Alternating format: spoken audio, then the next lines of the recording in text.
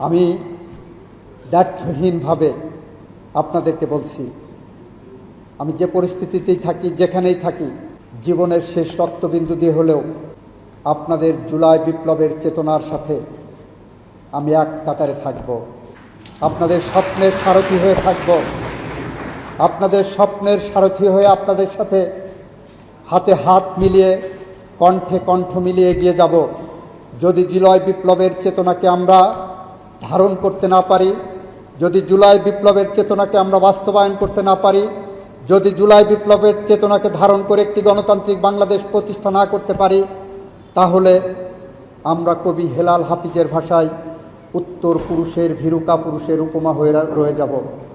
আমরা সেটা চাই না। আর চাই না বলেই একটি স্বপ্নের বাংলাদেশ, একটি সোনার বাংলাদেশ গড়ে তোলার আপনারা যে প্রত্যয় নিয়েছেন, যে সেই স্বপ্নের সারথিতে হিসাবে আমি আপনাদের পাশে থাকব, সাথে থাকব।